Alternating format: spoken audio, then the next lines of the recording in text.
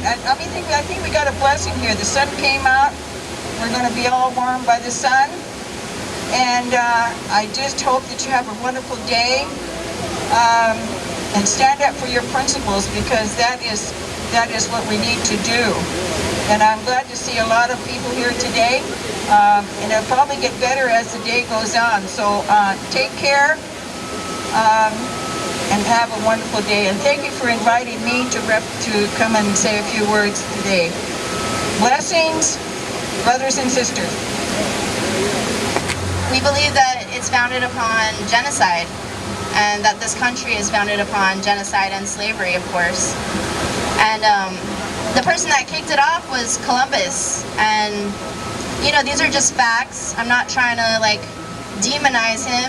These are in his journals, what he has written. He wasn't a good man. I don't have to try hard to search for anything to find wrong with him. And his cause was for, you know, God, glory, and gold. And when he couldn't find gold, he chopped off the natives' hands. So anyway, Old Growth Alliance, just a bunch of friends came together, and we decided to come here and voice our opinion on the matter. We came, and it was a very humble beginning.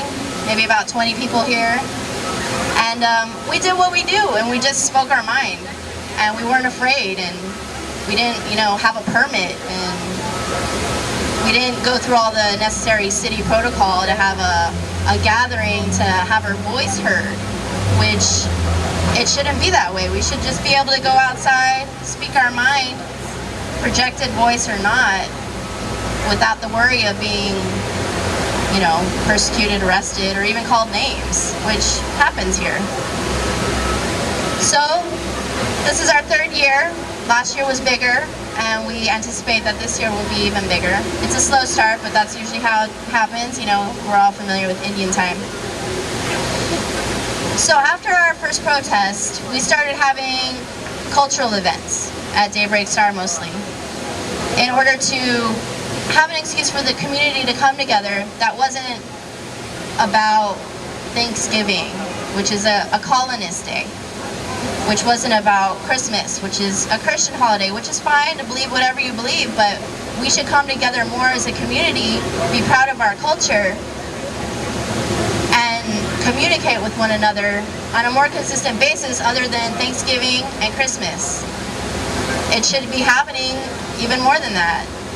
And we chose to do our events in the winter time because traditionally in the area potlatches are done in the winter. It's a time for coming together, it's a time for sharing food, for sharing culture and song. It's what we wanted to have an outlet for that. So we did that, and we had many events. We even did events that helped, you know, raise cancer awareness and help raise awareness about the Hawaiians' ceded lands issues, trying to get their land because their land is being stolen from them by the government.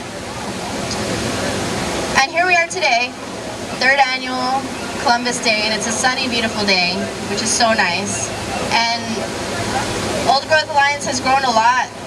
We've all moved to different areas, but still we come together for this common cause because we believe that this day should not be celebrated. That there needs to be a nationally recognized day for the Native peoples of this land. And that's not so. Seattle does have one day, August 21st, devoted to Indigenous peoples, which is good. It's not a Washington State holiday. It's just something Seattle wants to do. But on a national basis, we need to have a day recognizing the people that were already here, have always been here, and are still here. Granted, they make up a very small part of the population these days, but we'll get into that later. So I just wanted to read our mission statement to y'all, and I want to thank you for all being here and supporting us. But our mission statement for Old Growth Alliance is to strengthen Indigenous communities with new vision in an old way while setting the stage for culture bearers to unite. And I hope that we have succeeded in what we have sought out to do. But once again, I thank you for being here. And I'm going to pass the mic on over.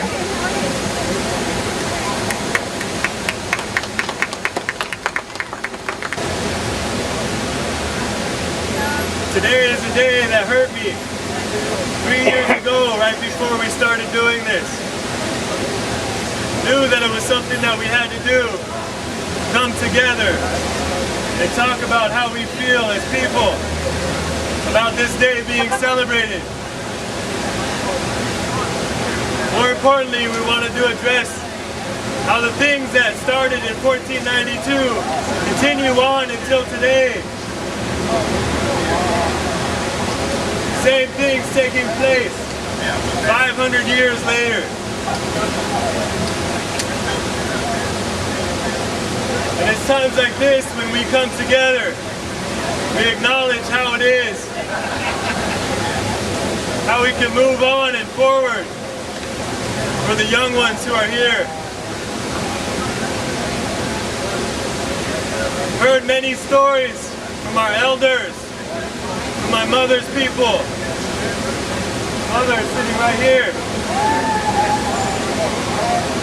My grandmother, oppressed in many ways, was told not to speak her language. When I speak to her now in our grandparents' language, she smiles and she laughs, but it is hard for her to reply because of a block she has inside herself that she was taught. A pain that will not let her release the language fully, who she really is. She cannot be because of how she was treated. This is my grandmother. Wasn't 500 years ago. Very present here today.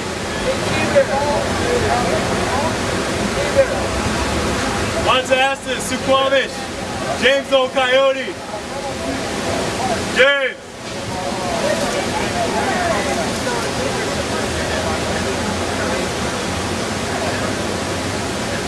Want to ask our relatives here to sing a song. Start us off before we continue on with our speeches.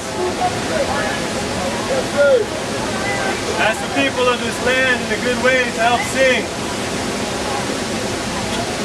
Thankful for all our relatives here, being here, the Suquamish people.